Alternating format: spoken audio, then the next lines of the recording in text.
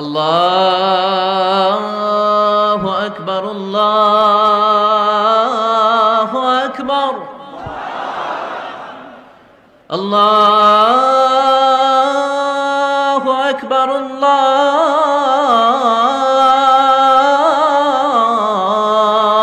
Akbar.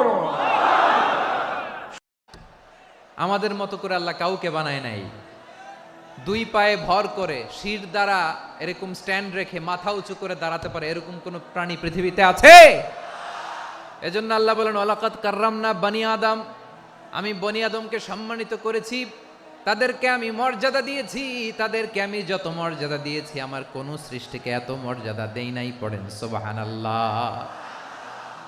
I have dignified the status of the sons of Adam. আদমের সব সন্তানের মর্যাদা আমি বাড়িয়েছি। আল্লাহ এখানে বলেননি ওয়ালাকাদ কাররামনাল মুমিনিন, আমি মুমিনের মর্যাদা বাড়িয়েছি, বলেছেন? আল্লাহ এখানে বলেন নাই ওয়ালাকাদ কাররামনাল মুসলিমিন, আমি মুসলিমের মর্যাদা বাড়িয়েছি। আল্লাহ বলেছেন ওয়ালাকাদ কাররামনা বানি আদম, আমি বনি আদমের সম্মান বাড়িয়েছি। হোক সে মুমিন কিংবা কাফের, মুসলিম কিংবা মুশরিক, আস্তিক কিংবা নাস্তিক, আরব কিংবা অনারব, যেই হোক না কেন আদম সন্তান সবগুলার মর্যাদা বাড়ায় দিয়েছে কে? সবার মর্যাদা আল্লাহ বাড়িয়েছে। মানুষ হিসেবে মর্যাদা। বিশ্বনবী সাল্লাল্লাহু আলাইহি ওয়াসাল্লাম ইহুদির লাশ দেখে দাঁড়িয়ে গেলেন। কার লাশ? ইহুদির লাশ দেখে দাঁড়ায় গেলেন। সাহাবারা বললেন ইয়া রাসূলুল্লাহ, আপনি দাঁড়ালেন যে, এটা তো ইহুদির লাশ। বিশ্বনবী বললেন আওয়ালাইসাত নাফসান, এটা কি মানুষ নয়? এটা হোক ইহুদি হোক খ্রিস্টান, এটা তো মানুষ। আমি মানুষ দেখে দাঁড়িয়েছি। আই স্যালিউট দ্য হিউম্যানিটি, আমি মানবতাকে সম্মান করেছি। পড়েন সুবহানাল্লাহ। তাহলে এই জমিনে মানুষের মর্যাদা বেশি, হোক আস্তিক হোক নাস্তিক, হোক মুমিন কিংবা কাফের।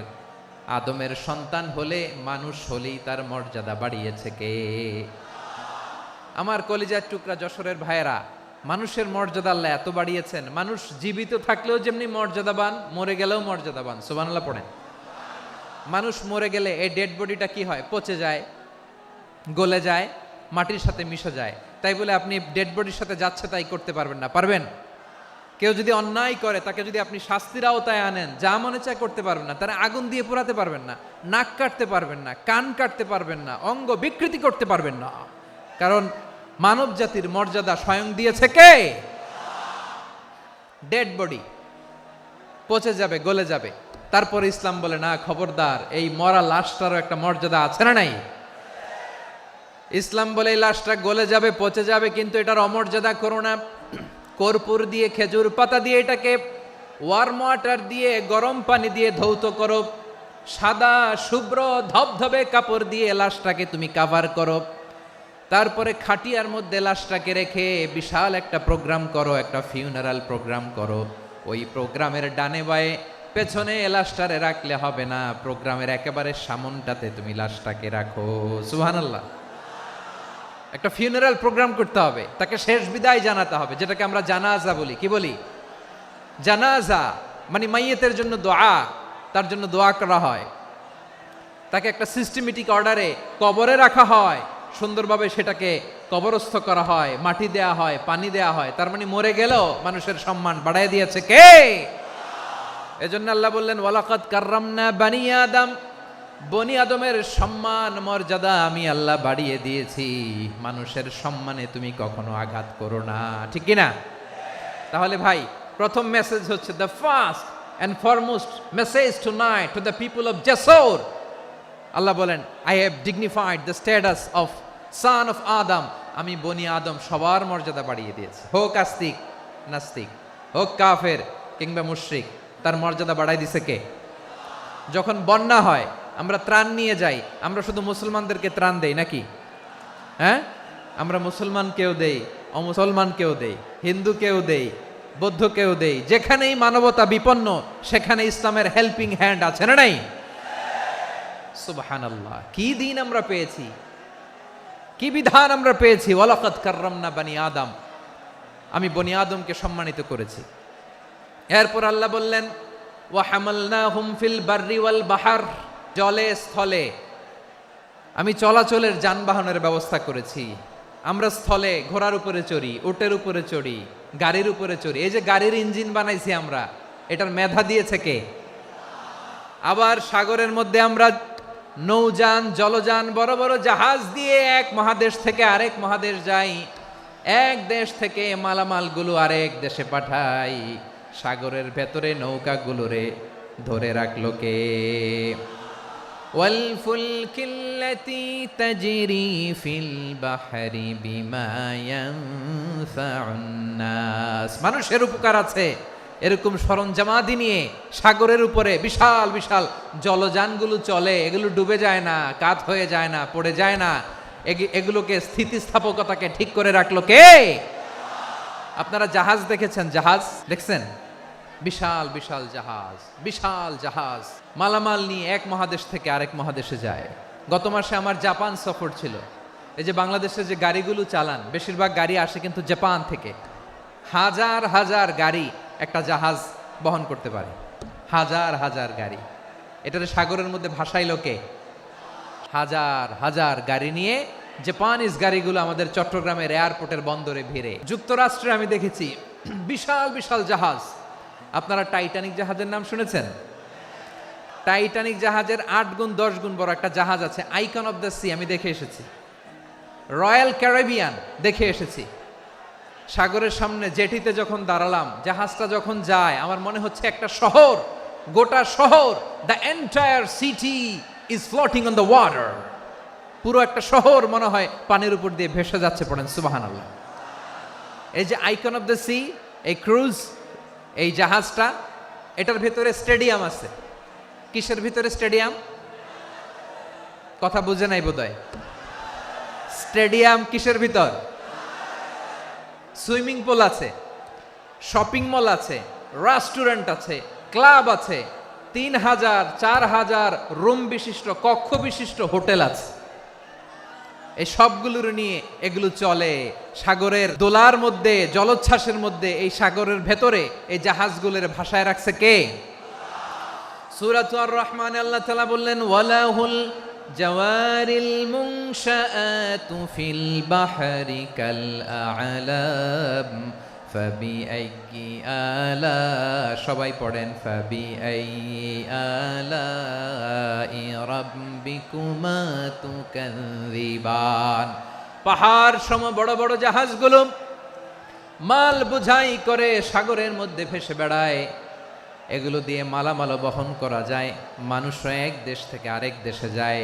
এই জাহাজগুলোর সাগরের ভেতরে ভাসায় রাখলো কে? এই আয়াতের ভেতরে আল্লাহ তাআলা সূরাত বানী ইসরাঈলের এই চমৎকার আয়াতের ভেতরে আল্লাহ তাআলা বেসিকলি মানব জাতির প্রতি তার 4টি স্পেশাল অনুগ্রহের কথা বলেছেন। কয়টি? 2টা বলে ফেলছি। 1 নাম্বার, ওয়ালাকাদ কাররামনা বানি আদম, আমি বনি আদমের সম্মান বাড়াইছি। নাকি মুসলমানদের? তাহলে human dignity, the first part of the verse talks about the human dignity. 2 number অংশে আল্লাহ তাআলা বললেন, ওয়া হামালনাহুম ফিল বাররি ওয়াল বাহর, স্থলে এবং সমুদ্রে আমি তাদের জন্য চলাচলের বাহন দিয়েছি। সুবহানাল্লাহ। তার মানে smooth movement on land and sea, জলে এবং স্থলে যাতে আমরা স্মুথলি মুভ করতে পারি আল্লাহ তাআলা দিয়েছেন। 3 নম্বরে আল্লাহ তাআলা বললেন, ওয়া রাযাকনাহুম মিনাত তাইয়্যিবাত, মানুষের জন্য আমি পবিত্র রিজিকের ব্যবস্থা করেছি। জলে এবং স্থলে যত প্রাণী আছে সবগুলা প্রাণীকে রিজিক দেয় কে? আমাদেরকে রিজিক দেয় কে? সাগরের মাছগুলোকে, বড় বড় তিমি মাছগুলোরে রিজিক দেয় কে? বাতাসের মধ্যে ভেসে বেড়ানো বড় বড় পাখিগুলো, স্ক্যান্ডিনেভিয়ান কান্ট্রি থেকে লক্ষ লক্ষ কোটি কোটি পাখিগুলো যে এক দেশ থেকে আরেক দেশে ট্রান্সফার হয়, এগুলোর রিজিক দেয় কে? রব্বুল আলামিন বলেন, ওয়ামা মিন দাব্বাতিন ফিল আরদি ইল্লা আলাল্লাহি রিজকুহা ওয়া ইয়ালামু মুস্তাকাররাহা ওয়া মুস্তাওদাআহা কুল্লুম ফি কিতাবিম মুবিন। আল্লাহু আকবার। রব্বুল আলামিন বলেন, ভূপৃষ্ঠে বিচরণশীল যত প্রাণী আছে সব প্রাণীগুলোকে আমি আল্লাহ আমার নিজের কুদরতে রিজিকের বন্দোবস্ত করি। এই প্রাণীগুলো কোথায় থাকে, কোথায় যায়, সব জায়গায় আমি রিজিক পৌঁছে দেই। রিজিক কেউ দিতে পারে না, রিজিকের মালিক কে? রিজিকের মালিক তিনি আল্লাহ। এজন্য আল্লাহ তাআলা বললেন ওয়ারাযাকনাহুম মিনাত তাইয়্যিবাত। এরপরে আল্লাহ বললেন ওয়াফাদ্দালনাহুম আলা কাসীরিম মিম্মান খালাকনা তাফদীলা। আমি যত প্রাণী সৃষ্টি করেছি সকল প্রাণীর মধ্যে মানুষের মর্যাদা শ্রেষ্ঠত্ব আমি দিয়েছি। সুবহানাল্লাহ পড়েন। তাহলে এক নম্বরে আল্লাহ বললেন আমি বনি আদমের মর্যাদা বাড়ালাম।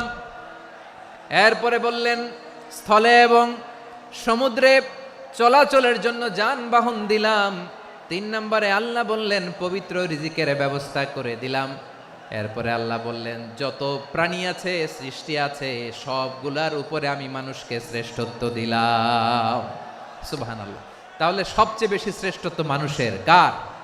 মানুষের। শুধু তাই নয় প্রিয় ভাইরা, আকাশ এবং জমিনে যা কিছু আছে সবকিছু মানুষের জন্য, মানুষের কল্যাণে, মানুষের প্রয়োজনে, মানুষের বশীভূত করে সৃষ্টি করেছেন কে? রব্বুল আলামিন বলেন হুয়াল্লাযী খালাকা লাকুম মা ফিল আরদি জামিআ। এই জমিনের মধ্যে যা কিছু আমি আল্লাহ সৃষ্টি করেছি সব কিছু আমি মানুষের জন্য সৃষ্টি করেছি। পড়েন সুবহানাল্লাহ। হুয়াল্লাযী খালাকা লাকুম মা ফিল আরদি জামিআ। যা আছে সব আমাদের জন্য, সব আমাদেরকে সার্ভিস দেওয়ার জন্য, আমাদের উপকারের জন্য, আমাদের কল্যাণের জন্য। আওয়াজ করে সবাই পড়ুন আল্লাহু আকবার।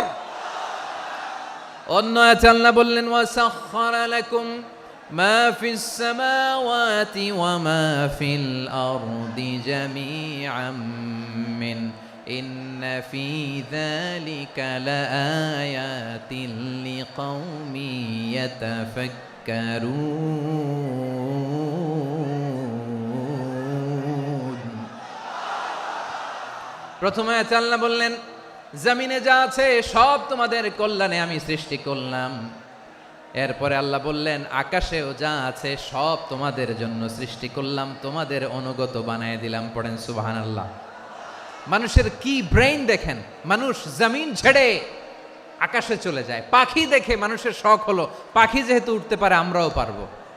অরবিল রাইট, উইলবার রাইট, 2 ভাই মিলে আঁকাঝোঁকা করতে করতে করতে করতে প্লেন বানায় ফেললো। কোন সুবহানাল্লাহ। এখন পাখিও ওরে, আমরাও ওরি। এরপরেই মানুষের কৌতূহল থামে না এখানে। মানুষ চলে গিয়েছে চাঁদে। কোথায় গেছে? এখন কিন্তু চাঁদে জমি বিক্রি হয় জানেন। পৃথিবী নিয়ে মারামারি শেষ, রাশিয়া আমেরিকা এখন ধরছে চাঁদ আর মঙ্গল গ্রহ। এখন চাঁদে জমি বিক্রি হয়, মঙ্গলে জমি বিক্রি হয়।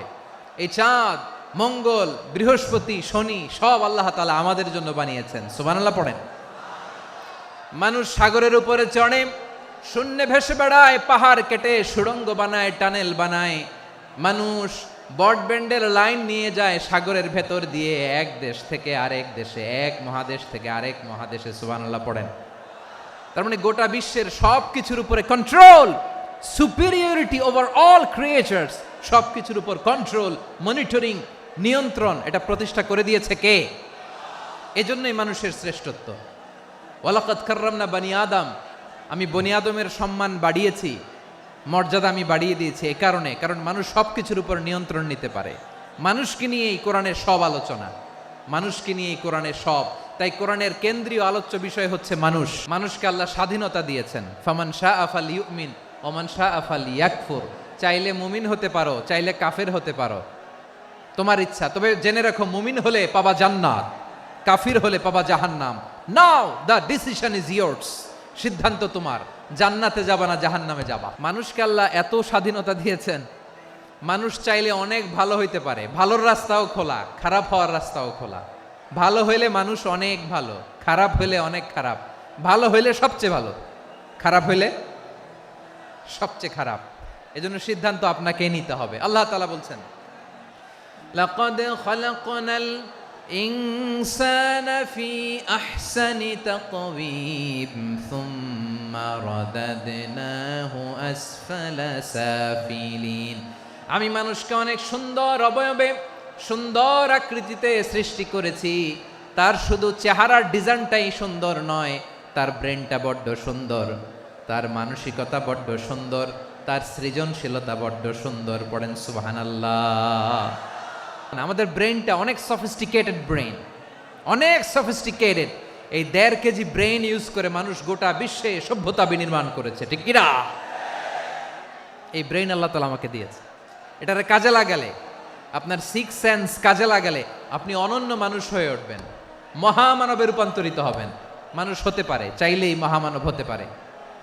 আবার যদি মানুষ চায় খারাপও হতে পারে।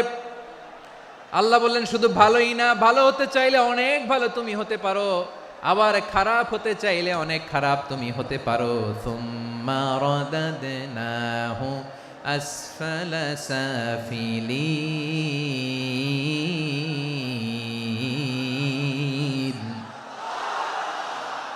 খারাপ হলে একেবারে খারাপ হতে পারো, নিকৃষ্ট হলে একেবারে নিকৃষ্ট হতে পারো, ভালো হলেও ভালো হতে পারো। মানুষ শ্রেষ্ঠত্বে ফেরেশতাকে ছাড়িয়ে যায়, আর অধপতনে সে পশুকেও হার মানায়। এটার প্রমাণ কি? মানুষ শ্রেষ্ঠ হইলে যে ফেরেশতার চেয়েও সেরা, তার প্রমাণ কি? আল্লাহ তাআলা বলছেন, ওয়া ইয কুলনা লিল মালাইকাতি ইসজুদু লি আদাম ফাসাজাদু ইল্লা ইবলিস আবা ওয়াস্তাকবারা ওয়া কানা মিনাল কাফিরিন। আল্লাহ বলেন, স্মরণ করো সে সময়ের কথা যখন আমি ফেরেশতাদেরকে বললাম, ও ফেরেশতারা আদমকে সেজদা দাও। সব ফেরেশতারা সম্মান সূচক সেজদা আদমকে দিল। তারা আদমের জন্য সেজদায় লুটিয়ে পড়লো, একজন ছাড়া, তার নাম ইবলিস। আওয়াজ করে বলেন তার নাম কি? সে অহংকার প্রদর্শন করলো, সে কাফের হয়ে গেল। বাকি সব ফেরেশতারা সেজদা দিল। সুবহানাল্লাহ। আবার আদম আলাইহিস সালামকে আল্লাহ জিজ্ঞেস করলেন, সব বলে দিল উত্তর, কিন্তু ফেরেশতাদেরকে একই প্রশ্ন জিজ্ঞেস করলেন, তারা উত্তর করতে পারে নাই। তার মানে এর মধ্য দিয়ে প্রমাণিত হয়, মানুষ ভালো হলে ফেরেশতার চেয়েও ভালো, ফেরেশতার চেয়েও মানুষের মর্যাদা বাড়িয়ে দিয়েছে কে? সব নূরের ফেরেশতা যখন মাটির আদমকে সেজদা দেয়, এটা প্রমাণ করে ফেরেশতার চেয়েও মানুষের মর্যাদা বাড়িয়ে দিয়েছে কে? তুমি মাটির আদমকে প্রথম সৃষ্টি করিয়া ঘোষণা করিয়া দিলে শ্রেষ্ঠ বলিয়া, তাই তো নূরের ফেরেশতা করে আদমকে সেজদা, ঠিক কিনা বলেন? তাই তো নূরের ফেরেশতা করে আদমকে সেজদা, সবার চেয়ে সম্মান দিলে মাটির আদমকে। আল্লাহু আল্লাহু তুমি জাল্লে জালালুহু, শেষ করা তো যায় না গে তোমার গুণগান। পড়েন না? পড়েন। আল্লাহু আল্লাহু তুমি জাল্লে জালালুহু, শেষ করা তো যায় না গে তোমার গুণগান। আল্লাহু আল্লাহু, আল্লাহু আকবার। আদমের মর্যাদা বেশি, মানুষের মর্যাদা বেশি, মানুষ শ্রেষ্ঠ, তার প্রমাণ নূরের ফেরেশতা মাটির আদমকে সেজদা করে। আওয়াজ করে বলেন ঠিক কিনা? তাহলে মানুষ ভালো হলে ফেরেশতার চেয়ে ভালো। আবার মানুষ যদি খারাপ হয়, সে পশুর চেয়েও খারাপ। অধপতনে পশুত্বকে হার মানায়। তার প্রমাণ? তার প্রমাণ কি? তার প্রমাণ হচ্ছে, যশোরের ভাইরা দেখবেন পত্রিকায় নিউজ পেপারে মাঝে মাঝে এরকম দেখা যায়, এক মানুষ আরেক মানুষকে হত্যা করে 20 টুকরা করে বস্তার ভেতরে ভরেছে। আচ্ছা, বুঝে থাকলে আওয়াজ করে বলেন, কোনদিন শুনছেন একটা হাতি আর একটা হাতিকে হত্যা করে 20 টুকরা করছে, এরপরে বস্তার ভিতরে ভরছে? হইছে? তাহলে দেখেন, মানুষ যদি খারাপ হয় সে পশুকেও হার মানায়। চিল্লায় বলো ঠিক কিনা? এমনও দুশ্চরিত্র মানুষ আছে যার নজর থেকে 6 মাসের ছোট্ট মেয়ে থেকে শুরু করে 80 বছরের বৃদ্ধারাও নিরাপদ নয়। পশুকেও হার মানে। মানুষের ঘর জ্বালিয়ে পুড়ে মেসাকার করে দেয়, জনপদের পর জনপদ জ্বালায় দেয়। এরকম আছে না নাই? গাজার মধ্যে যে অ্যাটাক করেছে, এরা মসজিদ মানে নাই, মসজিদে বম ফেলেছে। এরা খ্রিস্টানদের চার্চ, গির্জা মানে নাই, গির্জায় বম ফেলেছে। পৃথিবীর ইতিহাসে never happened in the history of the world that someone bombed on a hospital, on an ICU center. এমন হাসপাতাল যেখানে আইসিইউর রোগীরা আছে, ওই হাসপাতালের উপরও ইসরায়েলি সৈনিকেরা বোমা মেরেছে, জোরে বলেন ঠিক কিনা? এরা মানুষ? আওয়াজ করে বলেন, এরা মানুষ না। প্রিয় ভাইয়েরা, চোখ কান নাক মুখ থাকলেই মানুষ না। যা সামনে দেখেন এগুলো সব মানুষ না, এগুলো জনসংখ্যা। এগুলো কি? সবাই বলুন, এগুলো কি? বাড়ছে জনসংখ্যা, কমছে মানুষ। এই দুনিয়া এখন তো আর সেই দুনিয়া নাই, মানুষ নামের মানুষ আছে দুনিয়া বোঝাই, সেই মানুষের ভিড়ে আমার আসল মানুষ নাই। ঠিক কিনা? আসল মানুষের বড্ড অভাব, আসল মানুষের বড্ড অভাব। আমার ভাইয়েরা, মানুষ খারাপ হলে পশুকেও হার মানায়। আচ্ছা, আওয়াজ করে বলেন, যে ইসরায়েলি সোলজাররা উপর থেকে বোমা মারল, তারাও মানুষ? তারাও কি? ওরাও রক্তে মাংসে মানুষ, ওদেরও পরিবার আছে। বোমা মেরে যেই মেয়েটাকে তারা অনাথ বানায়, ইয়াতিম বানায়, ও কিন্তু বাসায় ওর মেয়েটাকে রেখে আসছে। ঠিক কিনা বলেন? বম্বিং করে যে বাবাকে মেরে, স্বামীকে মেরে স্ত্রীকে বিধবা বানায়, তারও ঘরে স্ত্রী আছে। উপর থেকে বোম মেরে মানুষ মেরে দিচ্ছে, তারাও মানুষ। 1945 সালের 6ই আগস্ট আমেরিকান সোলজাররা হিরোশিমায় বোম মেরেছে। আমি নিজে দেখে এসেছি জাপানের হিরোশিমাতে। সকাল 8:15 মানুষ কেউ অফিসে যাচ্ছিল, কেউ খেতে খামারে কাজ করতে যাচ্ছিল। লিটল বয় নামে একটা বোম মেরেছে তারা। এই বোমের আঘাতে, পারমাণবিক এই বোমার রেডিয়েশনে আঘাতে বোম ব্লাস্ট হওয়ার পরে মুহূর্তের মধ্যে 1,40,000 নাই। উপর থেকে যারা মারতেছে এরাও মানুষ, যাদেরকে মারলো তারাও। তার মানে মানুষে মানুষে পার্থক্য আছে না? নেই? মানুষে মানুষে পার্থক্য আছে। নাক কান চোখ মুখ থাকলেই মানুষ নয়। বাড়ছে জনসংখ্যা, কমছে মানুষ। চিল্লায় বলো ঠিক কিনা?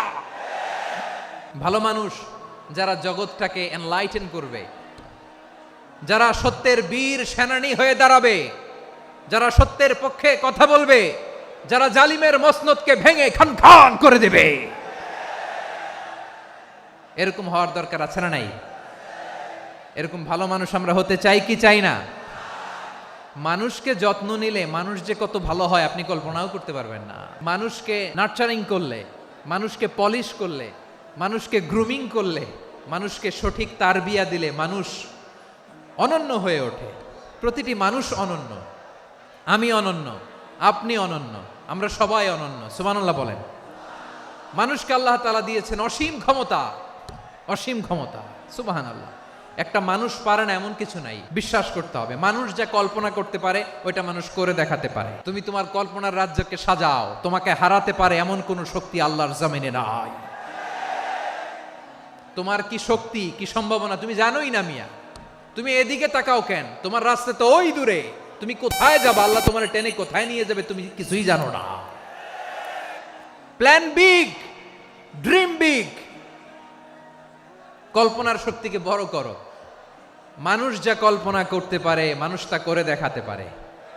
মানুষের কাছে অসাধ্য কিছু নাই মৃত্যু ছাড়া, এক্সেপ্ট ডেথ। মৃত্যু ছাড়া মানুষ সবকিছুকে জয় করতে পারে। তোমার জন্ম হয়েছে জিতার জন্য, বিজয়ের জন্য তোমার জন্ম। মানুষের শুরুটাই হয় বিজয় দিয়ে। আমরা যখন আমার পিতার পৃষ্ঠদেশে ছিলাম, পিতার পৃষ্ঠদেশ থেকে শুক্রাণু যখন মায়ের গর্ভদেশে যেয়ে পড়ে, কতটা শুক্রাণু ভ্রমণ শুরু করে জানো? 20 কোটি শুক্রাণু। একবার সিমেন আউট হলে সেখানে 20 কোটি শুক্রাণু থাকে, ভ্রমণ শুরু করে।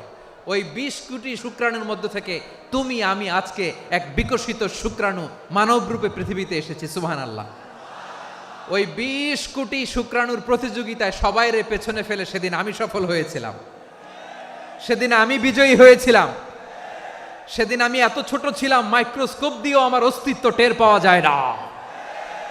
আমি এত তুচ্ছ ছিলাম, নগণ্য ছিলাম। আমার কান ছিল না, আমার চোখ ছিল না, আমার হাত ছিল না, আমার জন্য রিকমেন্ডেশন করার মতো মামু ছিল না, খালা ছিল না, কেউ ছিল না। তারপরেও ওই প্রতিযোগিতায়, ওই কম্পিটিশনে যখন আমারে কেউ হারাতে পারে নাই, আল্লাহর জমিনেও আমারে কেউ হারাতে পারে না। হারার জন্য তোমার জন্মই হয় নাই, তুমি আসছোই জিতার জন্য। সুবহানাল্লাহ।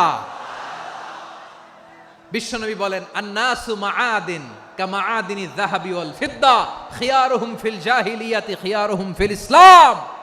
Peoples are like mines of gold and silver. সোনার খনি, রূপার খনি, এর চেয়েও বড় খনি হচ্ছে এই মানব সম্পদের খনি। আওয়াজ করে বলেন আল্লাহু আকবার। আল্লাহ তাআলা এই সম্পদ আমাদেরকে দিছে। বিশ্বনবী বলেন, মানুষ হচ্ছে খনির মতো। খিয়ারুহুম ফিল জাহিলিয়াতি খিয়ারুহুম ফিল ইসলাম।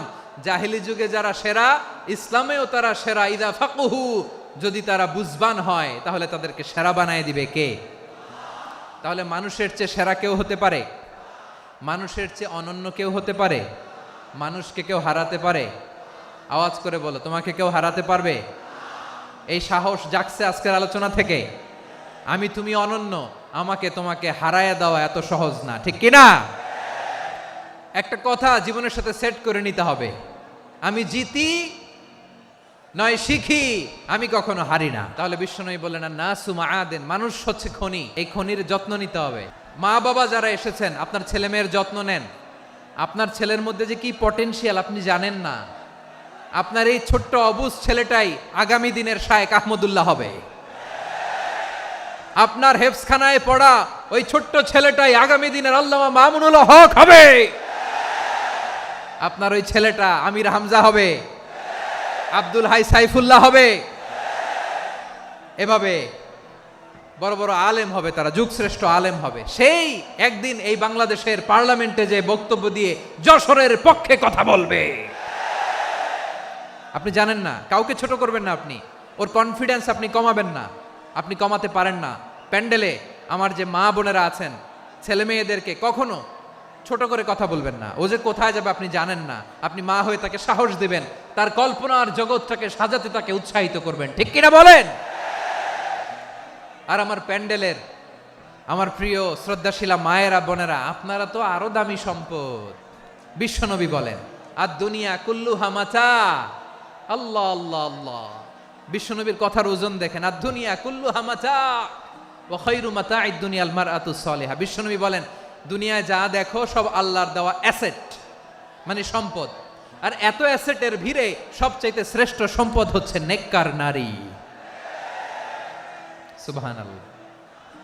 ভাইয়েরা, বোনের সাথে খারাপ আচরণ করো না। সন্তান মায়ের সাথে খারাপ আচরণ করো না।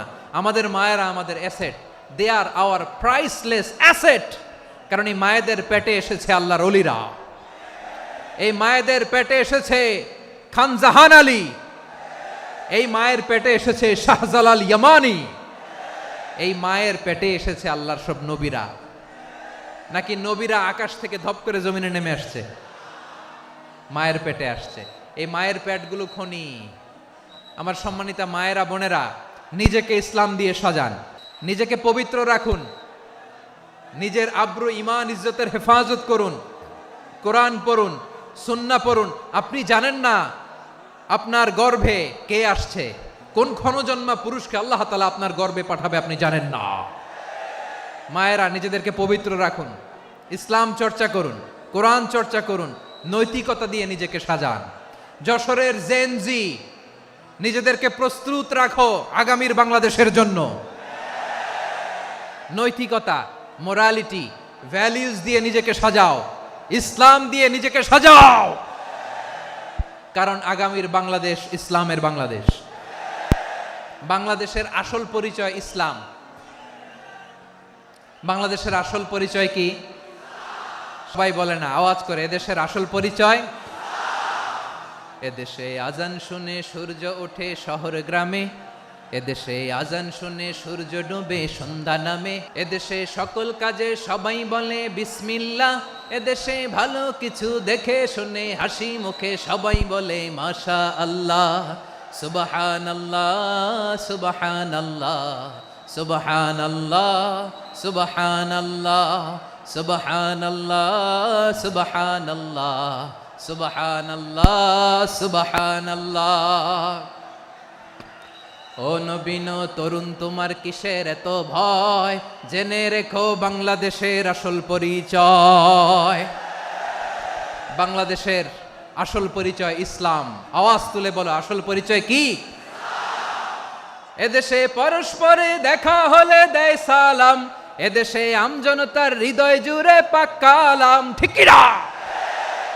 এদেশে বিপদ এলে সর্বজনে সর্বক্ষণে দোয়া পড়ে ইন্না লিল্লাহ সুবহানাল্লাহ সুবহানাল্লাহ সুবহানাল্লাহ সুবহানাল্লাহ।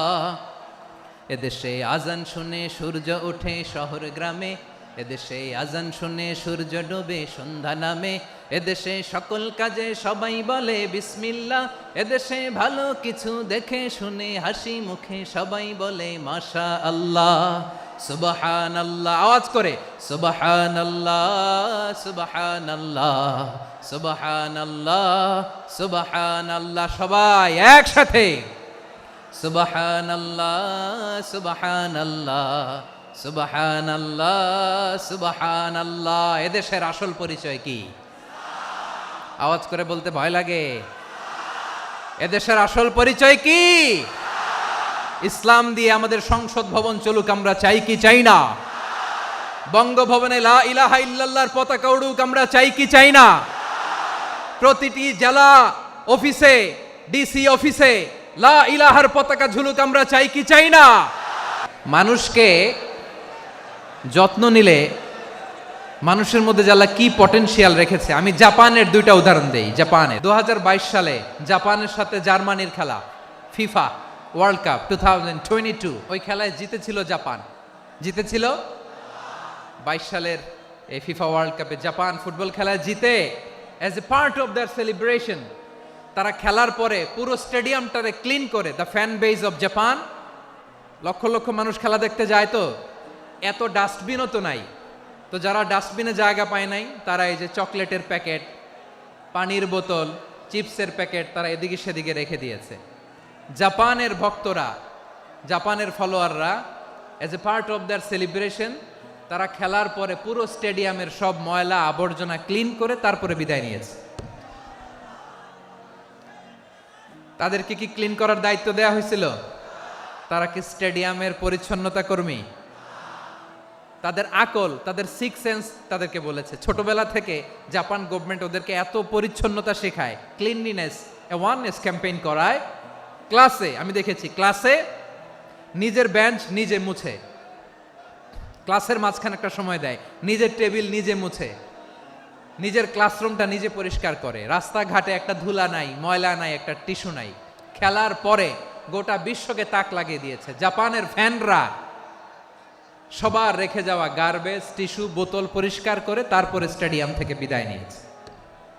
আমরা কেন এমন হইতে পারলাম না? জাপানের যারা এগুলো করছে ওদের 3টা করে চোখ না? চোখ তো 3টা, জাপানা লাগো। জাপানা লাগো হাত তো 4টা, কান তো 6টা। হ্যাঁ, নাকি আমার মতো 2 হাত 2 কানওয়ালা মানুষ? চোখে দেখলে ওটা মানুষ না। চিন্তা করছেন? তার মানে জাপানিজদেরকে যে গ্রুমিং করে শিখানোর মাধ্যমে পরিচ্ছন্ন বানানো গেছে, ওরা যেমনি মানুষ আমরাও মানুষ। আমাদের সন্তানদেরকে শেখালে তারাও পারবে, পারবে কিনা? 2 নম্বর উদাহরণ বলি। চট্টগ্রাম ফেনীতে যারা গিয়েছেন, মেঘনা গুমতি ব্রিজ প্রকল্প নাম শুনছেন? মেঘনা একটা ব্রিজ পার হওয়া লাগে। এই মেঘনা গুমতি, এখানে 3টা ব্রিজ কাঁচপুর সহ, এই 3টা ব্রিজের নির্মাণ কাজ, রেনোভেশনের কাজ দেয়া হয়েছিল জাপানের একটা কোম্পানিকে। কাকে?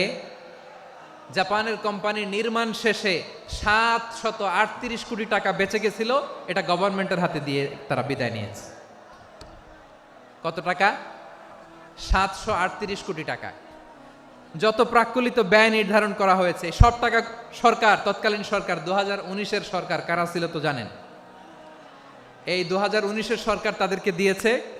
তারা রিনোভেশন নির্মাণ শেষে 738 কোটি টাকা অতিরিক্ত বেঁচে গেছিল, এটা আবার গভর্নমেন্টের হাতে বুঝাই দিয়ে তারা বিদায় নিচ্ছে। আমরা কেন এমন হইতে পারলাম না?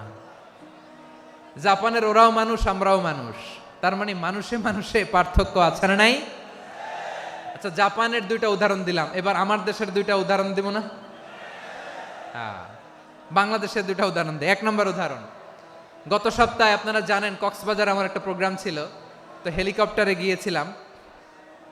ফেনী জেলা যখন পার হচ্ছি আমি দেখলাম 3টা উইন্ডমিল চিনেন তো? বিশাল পিলার, 3টা 4টা পাখা থাকে, বায়ু বিদ্যুৎ কেন্দ্র, বাংলাদেশের প্রথম বায়ু বিদ্যুৎ কেন্দ্র এটা, মুহুরী প্রজেক্ট বলে ওটার সম্ভবত, মুহুরী প্রজেক্ট। তো সাগরের বাতাসের ঝাপটায় এটা ঘুরে এনার্জি হয়, ইলেকট্রিসিটি উৎপাদন হয়। তো আমি পাইলটকে বললাম, ভাই এগুলো থেকে কেমন ইলেকট্রিসিটি উৎপাদন হয়? কয় হুজুর একটুও হয় না, কিছুই হয় না। কিছুই হয় না মানে? বলে হুজুর বাংলাদেশে যত উইন্ড মিল আছে এটার পাখা একটাও ঘুরে না। আল্লাহ, বলেন কি? তাহলে এই যে কোটি কোটি টাকা ব্যয় করে যে উইন্ড মিল, কয় হুজুর উপরে ফিটফাট ভিতরে সদরঘাট। তার মানে কোটি কোটি টাকা দিয়ে এই উইন্ড মিল বানায়, এখানে কিছু নাই। দুর্নীতির আড্ডাখানা, আখড়াখানা বাংলাদেশ, ঠিক কিনা বলেন? হায় রে, জাপানিজরাও মানুষ, আমরাও মানুষ।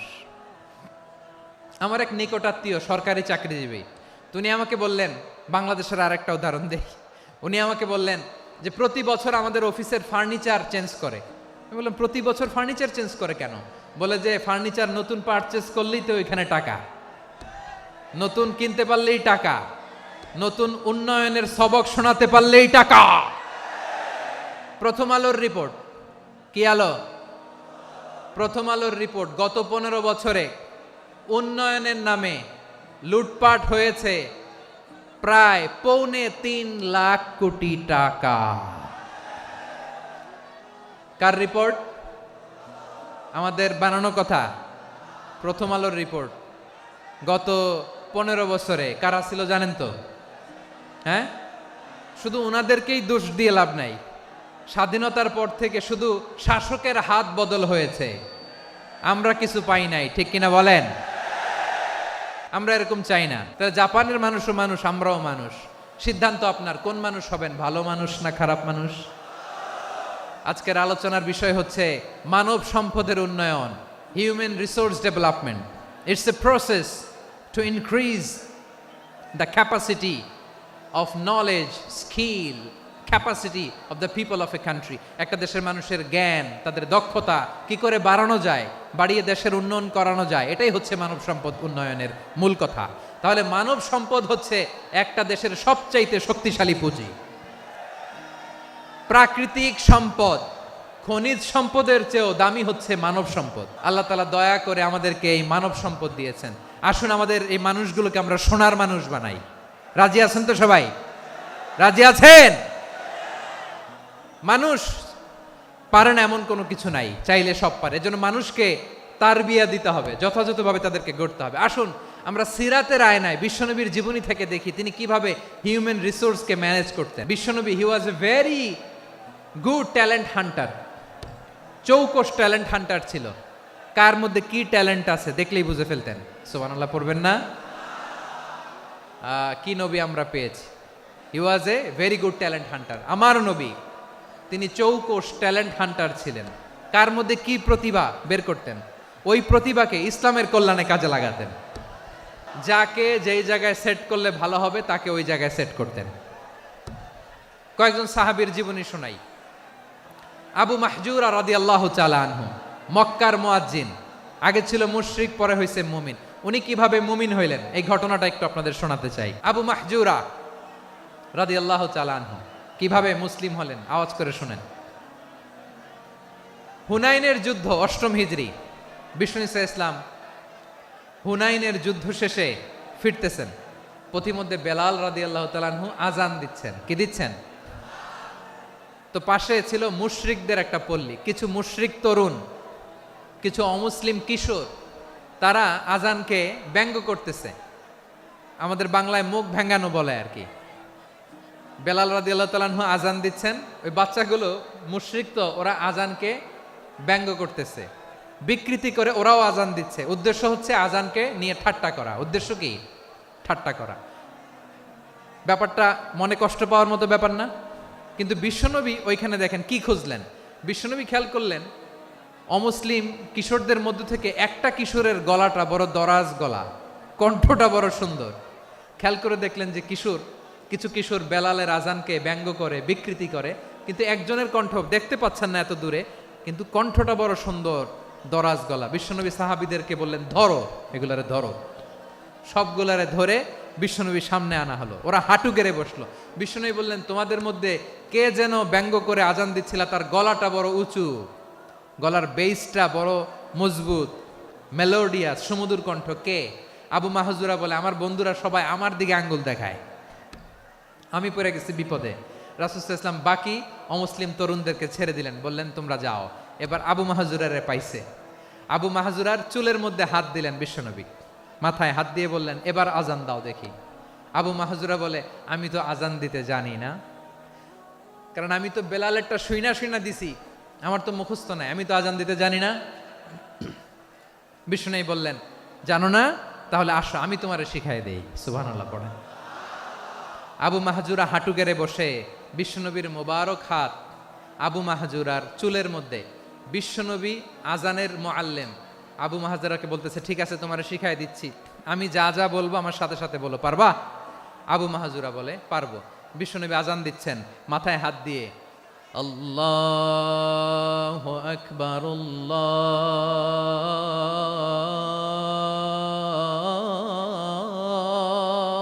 আকবার। আবু মাহজুরা এই বাক্যটা পড়লেন। বিশ্বনবী দ্বিতীয় বাক্য পড়তে আরম্ভ করলেন, আল্লাহু আকবার, আল্লাহু আকবার। আবু মাহজুরা এই বাক্যটাও বললেন। বিশ্বনবী আবু মাহজুরার মাথার মধ্যে হাত দিয়ে তৃতীয় বাক্য বললেন, আশহাদু আল্লা ইলাহা ইল্লাল্লাহ।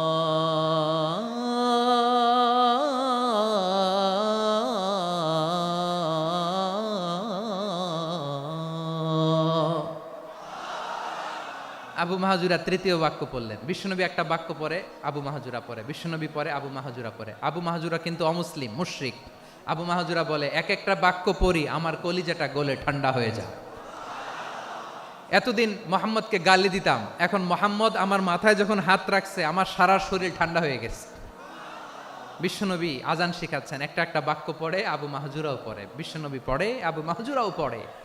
পুরো বাক্যগুলো যখন শেষ, আজান শেষ, আবু মাহজুরাও যখন পুরো আজান পড়লেন, আবু মাহজুরা বললেন, এতদিন মোহাম্মদের চেহারা দেখলে আমার ঘৃণা লাগতো, আজ থেকে মোহাম্মদের চেহারার চেয়ে প্রিয় চেহারা আমার কাছে নাই। আবু মাহজুরা বললেন, ও মুহাম্মদ, আজানের বাক্য তো আপনি আমারে শেখালেন, এখানেই শেষ করবেন না, আপনি আমারে পড়ায় দেন, লা ইলাহা ইল্লাল্লাহু মুহাম্মাদুর রাসূলুল্লাহ সাল্লাল্লাহু আলাইহি ওয়াসাল্লাম। বিশ্বনবীর সাথে দাঁড়িয়ে উনি শাহাদা পড়ে মুসলমান হয়ে গেলেন। এবার আবু মাহজুরা বলে, ইয়া রাসূলুল্লাহ, ইয়া হাবিবাল্লাহ, আমি মুমিন হয়েছি, মুসলমান হয়েছি, আপনার কাছ থেকে আজান শিখার সৌভাগ্য আমি লাভ করেছি গো নবী। আমার কণ্ঠের বড় তারিফ করেছেন আপনি, আমার আজানকে আপনি পছন্দ করেছেন। একটা জিনিস আপনার কাছে চাই, আপনি আমাকে মক্কার মসজিদুল হারামের মুয়াজ্জিন হিসেবে অ্যাপয়েন্ট করে দে। বিষ্ণু ইসলাম বললেন, যাও আবু মাহজুরা, আমি তোমাকে পৃথিবীর শ্রেষ্ঠতম মসজিদ মক্কার মসজিদুল হারামের মুয়াজ্জিন হিসেবে অ্যাপয়েন্ট করে দিলাম। দেখছেন কিভাবে ট্যালেন্ট হান্টিং করতে হয়, কিভাবে হিউম্যান রিসোর্স মানব সম্পদকে ব্যবহার করতে হয়। আসছিল আজানকে ভেঙ্গাইতে, আসছিল কেন? আজানকে ব্যঙ্গ করার জন্য, বিকৃত করার জন্য। আজানকে বিকৃত করতে যে ইসলামের সবচেয়ে শ্রেষ্ঠ মসজিদের মুয়াজ্জিন হয়ে গেল। পড়েন সুবহানাল্লাহ। হযরত আবু মাহজুরা রাদিয়াল্লাহু তাআলা আনহু ওনার এই সুললিত কণ্ঠ ব্যবহার করে মসজিদুল হারামে এত সুন্দর করে আল্লাহু আকবার বলে আজান দিতেন, মানুষগুলোর, মুসল্লিগুলোর, মক্কাবাসীর হৃদয়কে তিনি বিগলিত করে দিতেন, মানুষের হৃদয়কে ঠান্ডা হয়ে যেত। শুধু এখানেই শেষ না আমার যশোরের ভাইয়েরা। বিশ্বনবী যখন সাইয়েদনা আবু মাহজুরা রাদিয়াল্লাহু তাআলা আনহুকে আজান শিখাচ্ছিলেন, বলেন তো বিশ্বনবীর হাতটা কোথায় ছিল? আবু মাহজুরার মাথার সামনে, এই চুলের উপরে ছিল। আবু মাহজুরা ওই স্মৃতিটাকে ধারণ করবার জন্য, ওই স্মৃতিকে বহন করার জন্য বিশ্বনবীর মোবারক হাত আবু মাহজুরার কপালের চুলের যেই জায়গায় লেগেছে, মৃত্যুর আগের দিন পর্যন্ত আবু মাহজুরা মাথার ওই চুলে কোনোদিন ছুরি আর কামার লাগায় নাই। সেখানে কেচি লাগায় নাই, চুলের মধ্যে খুর লাগায় নাই। আবু মাহজুরা ডান দিকের চুল কাটতো, বাম দিকের চুল কাটতো, পেছনের চুল কাটতো, সামনের চুল কাটতো না। আবু মাহজুরা রাদিয়াল্লাহু তাআলা আনহুর সামনের চুলগুলো বড় হতে হতে যখন এত বড় হয়ে যায়, তিনি চুলগুলো পেঁচিয়ে মাথার মধ্যে রাখতেন। তারপরে তিনি পাগড়ি পরতেন। সবাই জিজ্ঞেস করতো, আবু মাহজুরা এটা আবার কেমন স্টাইল? দেখতে তোমার কি বিদঘুটে লাগে? কেমন অড লাগে? কেমন খারাপ দেখা যায়? মক্কায় এমন কোনো মানুষ তো দেখি নাই, ডানে চুল কাটে, বায়ে চুল কাটে, পেছনে চুল কাটে, সামনে কাটে না। ওরে আবু মাহজুরা, কেমন দেখা যায় তোমারে? তুমি সামনের চুল কাটো না কেন? আবু মাহজুরা বলে, আমি হাঁটু গেড়ে পেয়ারা নবীর সামনে বসেছিলাম, আমার এই মাথার চুলের মধ্যে মুবারক হাত লাগিয়ে বিশ্বনবী নিজে আমাকে আজানের প্রতিটা বাক্য শিক্ষা দিয়েছেন। বিশ্বনবীর মোবারক হাত, পবিত্র হাত আমার মাথার চুলের যেই জায়গায় লেগেছে, আমি চাই ওই চুলগুলা নিয়ে আমি আমার কবরের ভিতরে যাব। সাইয়েদনা আবু মাহজুরা রাদিয়াল্লাহু তাআলা আনহু ইন্তেকালের আগের পর্যন্ত মাথার সামনের চুলগুলা কাটে নাই। মাথার সামনের চুল তিনি কাটেন নাই। সুবহানাল্লাহ বিহামদি। কেমন ভালোবাসতেন বিশ্বনবী সাহাবীদেরকে, সাহাবারা কেমন ভালোবাসতেন বিশ্বনবীকে। সামনের চুলগুলো বড় হতে হতে এত বড় ছিল, পেঁচিয়ে রেখে পাগড়ি পরতেন, কাটতেন না। নবীর হাত লেগেছিল। সুবহানাল্লাহ পড়েন। তাহলে what is the lesson? Moral of the story কি? মোরাল অফ দ্য স্টোরি হচ্ছে, আসছিল আজানকে ব্যঙ্গ করার জন্য, বিকৃত করার জন্য, হয়ে গেল মসজিদুল হারামের মুয়াজ্জিন। দেখেন বিশ্বনবী একটা খারাপ সিচুয়েশনের মধ্যে থেকে কি ভালো জিনিস বের করে আনলেন। আমি যে শুরুতে বলেছি কিভাবে তিনি হিউম্যান রিসোর্সকে ডেভেলপ করেছেন, ম্যানেজ করেছেন। তিনি যে চৌকস ট্যালেন্ট হান্টার ছিল, দেখেন সবার মধ্যে থেকে এর বাছাই করে মুয়াজ্জিন বানাই দিয়েছেন। সুবহানাল্লাহ পড়েন। তার মানে এই না সবাইরে ধরে ধরে উনি মুয়াজ্জিন বানাইছেন। যার যেই ট্যালেন্ট আছে তাকে ওই কাজে অ্যাসাইন করেছেন। যার যেই প্রতিভা আছে তার প্রতিভাকে ইসলামের কাজে লাগিয়েছেন। সুবহানাল্লাহ পড়েন। যায়েদ বিন সাবেত রাদিয়াল্লাহু তাআলা আনহু নাম শুনেছেন? বিশ্বনবী দেখলেন মদিনার এই আনসারী সাহাবী হাইলি ট্যালেন্টেড, ইন্টেলেকচুয়াল, মেরিটোরিয়াস, জ্ঞানের প্রতি তার আকর্ষণ, মারাত্মক আকর্ষণ। বিশ্বনবী তাকে দায়িত্ব দিলেন, কোরআন যা নাজিল হয় তুমি লিখো, কাতিবুল ওয়াহি বানায় দিলেন। সুবহানাল্লাহ।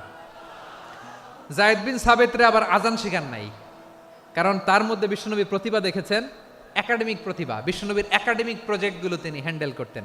যায়েদ বিন সাবেত ছিল বিশ্বনবীর ব্যক্তিগত সচিব। কি ছিল? ব্যক্তিগত সচিব। বোঝেন নাই? বিশ্বনবীর ব্যক্তিগত সচিব এবং দোভাষী। ইহুদিরা কিছু লিখে দিলে এটার অর্থ বিশ্বনবীরে বুঝায় দিতেন। আবার ইহুদিদের কাছে কিছু লিখতে হলে তিনি লিখে দিতেন। বিশ্বনবী একদিন বললেন, ইন্নী ওয়াল্লাহি মা আমানু ইয়াহুদা আলা কিতাব। ইহুদিরা যে চিঠি পাঠায় অর্থ তো বুঝি না, আরেক ইহুদি আইনে অর্থ করা লাগে। আবার ইহুদিদের কাছে কিছু লিখে পাঠাইতে চাইলে আমরা তো লিখতে পারি না, ইহুদিরে দিয়ে লেখা লাগে। ওরা যে পয়রা শোনায় লিখে দেয়, আমি ওদের বিশ্বাস করি না। আমার নিজের একজন লোক দরকার। বিশ্বনবী এই যায়েদ বিন সাবেতকে চুজ করলেন ল্যাঙ্গুয়েজের জন্য। উনি বললেন, যায়েদ তোমার সফট স্কিলকে ডেভেলপ করতে হবে, তুমি হিব্রু ল্যাঙ্গুয়েজ শিখে ফেলো। যায়েদ বিন সাবেত বলল, বিশ্বনবীর মোটিভেশন আর ইন্সপিরেশন পেয়ে আমি 15 দিনে ইহুদিদের এই হিব্রু ল্যাঙ্গুয়েজ শিখে ফেললাম। শুধু শিখে ফেললাম না, হাত্তা হাদিকতু, even I became master in the language. এই ভাষা আমি পারদর্শী হয়ে গেলাম। এরপরে ইহুদিরা চিঠি লিখে পাঠালে আর কোনো ইহুদি ডাকা লাগতো না, আমি নবীর এটার অর্থ শুনে পরে বুঝায় দিতাম। আবার ইহুদিদের কাছে চিঠি লেখা লাগলে আমি যায়েদ বিন সাবেত চিঠি লিখে দিতাম। সুবহানাল্লাহ। দেখেন এত সাহাবীর মধ্য থেকে বিশ্বনবীর একাডেমিক প্রজেক্ট, ব্যক্তিগত সচিব, দোভাষী হিসেবে তিনি যায়েদ বিন সাবেতের মতো তরুণকে নির্বাচিত করেছেন। কেমন ট্যালেন্ট হান্টার ছিল আমার নবী। সুবহানাল্লাহ পড়বেন না? বিশ্বনবীর ইন্তেকালের পরে সাইয়েদনা আবু বকর রাদিয়াল্লাহু তাআলা আনহু যখন খলিফা হয়ে আসলেন, কোরআনকে সংকলনের দায়িত্ব দেয়া লাগবে, কোন সাহাবীকে দিবেন? সব সাহাবারা মিলে পরামর্শ করলেন। সাইয়েদনা আবু বকর, উমর সবাই মিলে এই বিশাল কোরআন সংকলনের গুরু দায়িত্ব বিশ্বনবীর ব্যক্তিগত সচিব, বিশ্বনবীর দোভাষী, বিশ্বনবীর সিলেক্ট করাই লোক যায়েদ ইবনে সাবেত রাদিয়াল্লাহু তাআলা আনহুকে দিয়েছে। এই যে আজকের যে কোরআন পড়েন, এটা আগে এরকম ছিল না। কোরআন নাজিল হলে সাহাবারা চামড়ার, ওটের চামড়ায় লিখে ফেলতো, ওটের চ্যাপ্টা হাড্ডির মধ্যে লিখে ফেলতো, গাছের গুড়ির মধ্যে লিখে ফেলতো, বিভিন্ন জনের কাছে ছড়ানো ছিটানো ছিল। আবু বকর রাদিয়াল্লাহু তাআলা আনহু একসাথে করলেন, পরবর্তীতে উসমান রাদিয়াল্লাহু তাআলা আনহু একসাথে করলেন 114 সূরার। এখন এই মুসহাফ, এই কম্পাইলেশন, এই কপি আমরা পেয়েছি, যার হিউজ কন্ট্রিবিউশন ছিল।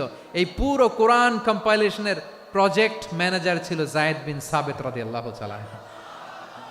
কোরআন কম্পাইলেশনের প্রজেক্ট ম্যানেজার, দেখেন উনারে মাথায় হাত দিয়ে আজান শিখায় নাই, সুবহানাল্লাহ কইবেন না? তাহলে প্রথম সাহাবী আবু মাহজুরাকে মুয়াজ্জিন বানাইলেন, যায়েদ বিন সাবিতকে ব্যক্তিগত সচিব আর দোভাষী বানালেন, মুসআব ইবনে উমাইর রাদিয়াল্লাহু তাআলা আনহুকে ইসলামের প্রথম অ্যাম্বাসেডর বানালেন। কি নাম? He was the first ambassador in Islam, ইসলামের প্রথম ডিপ্লোম্যাট, ইসলামের প্রথম কূটনৈতিক মুসআব ইবনে উমাইর, মক্কার তরুণ যুবক। উনি পারফিউম লাগাইলে মানুষ দেখলেই বুঝতো এটা মুসআব লাগাইছে। এমন স্মার্ট ড্যাশিং ফেস, এমন পার্সোনালিটির মানুষ ছিল মুসআব রাদিয়াল্লাহু তাআলা আনহু। কারণ যিনি ইসলামের স্পোকম্যান হবেন, মুখপাত্র হবেন, তার স্মার্ট হওয়ার দরকার আছে না নাই? আকাবার প্রথম শপথ যখন হলো, তাদের সাথে বিষ্ণু ঈসা ইসলাম মদিনাতে একজন মুখপাত্র পাঠালেন, ডিপ্লোম্যাটকে পাঠালেন, অ্যাম্বাসেডর অফ ইসলাম, তিনি হচ্ছেন মুসআব ইবনে উমাইর। পড়েন সুবহানাল্লাহ। জুমার বিধান নাজিল হয়েছে, কিন্তু মক্কায় পরিবেশ নাই জুমা পালনের। বিষ্ণু ঈসা ইসলাম একজনকে দিয়ে খবর পাঠালেন, যাও মদিনায় মুসাবকে যে বলো, মুসাব তো আমার শিক্ষক, আমার স্পোকম্যান, মদিনাতে যেন তারা জুমা কায়েম করে। বিশ্বনবীর আগেই মুসআব মদিনার মুসলিমদেরকে নিয়ে মদিনায় প্রথম জুমা কায়েম করে ফেলছে। কোন সুবহানাল্লাহ। ডিপ্লোম্যাটদের কেমন হইতে হয়, অ্যাম্বাসেডারের কেমন হইতে হয়, মুসআব রাদিয়াল্লাহু তাআলা আনহুর কাছ থেকে শিখে নাও। তাহলে মুসআব রাদিয়াল্লাহু তাআলা আনহুকে বিশ্বনবী ল্যাঙ্গুয়েজ শিখান নাই, সফট স্কিল শিখান নাই। যায়েদ রাদিয়াল্লাহু তিনি হিব্রু ল্যাঙ্গুয়েজ শিখেছেন, সুরিয়ানি শিখেছেন, কিন্তু মুসআবকে তিনি বানিয়েছেন the spokesman of Islam, the first diplomat, the ambassador of Islam. Abdullah ibn Abbas রাদিয়াল্লাহু তাআলা আনহু বিশ্বনবীর কাজিন, চাচাতো ভাই। আবার মাইমুনা রাদিয়াল্লাহু তাআলা আনহু, মাইমুনা নবীর স্ত্রী, তিনি ছিলেন আব্দুল্লাহর আপন খালা। তো নবীর বউ যদি ওনার খালা হয়, নবী তার কি খালু, তাহলে সম্পর্ক অনেক গভীর। কাজিন আবার খালু, ছোট্ট মানুষ, তাই রাতে মাঝে মাঝে ঘরে থাকতো। বিশ্বনবী দেখলেন আব্দুল্লাহ যেহেতু আমার ঘরে ঢুকতে পারে, আব্দুল্লাহরে এই উম্মতের বড় শিক্ষাবিদ বানাইতে হবে। তাই আব্দুল্লাহ ইবনে আব্বাসকে বিশ্বনবী হাতে কলমে শিক্ষা দিয়েছেন। তো বিশ্বনবী রাতে যখন তাহাজ্জুদ পড়তেন, ছোট্ট আব্দুল্লাহ ঘরে থাকতো, বুঝতে পেরেছেন? ছোট্ট মানুষ তো ঘরে থাকতো। তো বিশ্বনবী তাহাজ্জুদের জন্য একবার দাঁড়িয়েছেন, ছোট্ট আব্দুল্লাহ ওযু করে দাঁড়াইছে। আচ্ছা বলেন তো, ইমাম আর মুসল্লি মোট যদি দুইজন হয়, একজন ইমাম একজন মুসল্লি, তো মুসল্লি ইমামের কোন দিকে দাঁড়াবে? ডানে দাঁড়াবে। ছোট্ট আব্দুল্লাহ বুঝে নাই, বিশ্বনবী তাহাজ্জুদ শুরু করেছেন, উনি ইক্তেদা করছেন আর দাঁড়াইছেন বায়ে। কোথায় দাঁড়িয়েছেন? আব্দুল্লাহ বলেন, যখন আমি বায়ে দাঁড়ালাম, আখাযা রাসূলুল্লাহ সাল্লাল্লাহু আলাইহি ওয়াসাল্লাম উযুনি আল ইউমনা ইয়াফতিলুহা, বিশ্বনবী নামাজরত অবস্থায় আমার কান ধরে টেনে আমার ডান দিকে এনে দাঁড় করায় দিলেন। পড়েন সুবহানাল্লাহ। দেখেন হাতে কলমে শিক্ষা। আর জীবনে ভুল হবে? কথা কয় না, আর ভুল হবে? আর ভুল হবে না। এভাবে বিশ্বনবীর অনেক সঙ্গ পেয়েছেন, সফর করেছেন, একই বাহনে বসেছেন, এক বাহনে বসে লম্বা নাসিহত করেছেন। আব্দুল্লাহ, চাইতে হলে আল্লাহর কাছে চাও, সাহায্য চাইতে হলে আল্লাহর কাছে সাহায্য চাও। মনে রাখো, গোটা বিশ্বের সবাই যদি তোমার সাহায্য করতে চায়, ততটুকুই করতে পারবে যতটুকু আল্লাহ তোমার নসিবে রেখেছে। গোটা বিশ্ব যদি তোমার বিরুদ্ধে ষড়যন্ত্রে দাঁড়িয়ে যায়, ক্ষতি ততটুকু করতে পারবে যতটুকু তোমার জন্য বরাদ্দ আছে, এর বাইরে কিছু করতে পারবে না। আওয়াজ করে বলেন ঠিক কিনা? এভাবে হাতে কলমে শিখিয়েছেন, বিশ্বনবীর সঙ্গ পেয়েছেন। উনাকে বিষ্ণু ঈসা ইসলাম শিক্ষাবিদ, এডুকেটর অফ দিস উম্মাহ হিসেবে সিলেক্ট করেছেন, হাতে কলমে শিখিয়েছেন। বিশ্বনবী একবার প্রকৃতির ডাকে সাড়া দিয়ে এসেছেন। এখন কি করতে হবে? নামাজের জন্য অজু করতে হবে। বিশ্বনবী এসেই দেখেন অজুর বদনায় পানি ভরা, খুশি হয়ে গেলেন, বললেন কে রেখেছে পানি? একজন বলল আব্দুল্লাহ রেখেছে। বিশ্বনবী অত্যন্ত খুশি হলেন, খুশি হয়ে একটা দোয়া করলেন, বললেন আল্লাহুম্মা ফাক্কিহু ফিদ্দীন ওয়া আল্লিমহু তা'ওয়ীল, আল্লাহ তুমি আব্দুল্লাহকে দ্বীনের বুঝ দিও আর কোরআনের তাফসির শিক্ষা দিও। বিশ্বনবীর এই দোয়া এমন লাগছে উনি রঈসুল মুফাসসিরিন, এই পৃথিবীতে যত মুফাসসির ছিল, যত মুফাসসির আসবে, সকল মুফাসসিরের সম্রাট হিসেবে স্বীকৃত হয়েছেন। আব্দুল্লাহ ইবনে আব্বাস, বিশ্বনবী ওনারা আজান শিখান নাই, বিশ্বনবী ওনারা ল্যাঙ্গুয়েজ শিখান নাই, বিশ্বনবী ওনারা অ্যাম্বাসাডর বানান নাই, হাতে কলমে শিক্ষা দিয়েছেন। ছোট্ট মানুষ, বিশ্বনবী ইন্তেকাল করলেন, আবু বকরের সময় গেল, ওমরে ফারুকের খেলাফত, তখনও তিনি তরুণ। ওমরে ফারুক রাদিয়াল্লাহু তাআলা আনহু ওনার ক্যাবিনেট মিনিস্ট্রির বৈঠকে এই আব্দুল্লাহ ইবনে আব্বাসকে পাশ দিয়ে বসায় রাখতেন। বয়স্ক সাহাবারা এটা পছন্দ করতো না, তারা বলতো ঘটনা কি, আব্দুল্লাহর মতো ছেলে নাতি আমাদের আছে, এরা কেন রাখে ওমরে ফারুক? ওমরে ফারুক এটা টের পেলেন, তিনি বুঝতে পারলেন যে ক্যাবিনেট মেম্বাররা এটা পছন্দ করে না, ছোট্ট আব্দুল্লাহরা কেন রাখি, কেন যে রাখি এটা একদিন বুঝাবো। একদিন মিটিংয়ে তিনি সবাইকে বললেন, ইদা জাআ নাসরুল্লাহি ওয়াল ফাতহ, এই আয়াত দ্বারা উদ্দেশ্য কি বলেন তো মুরব্বী সাহাবীরা?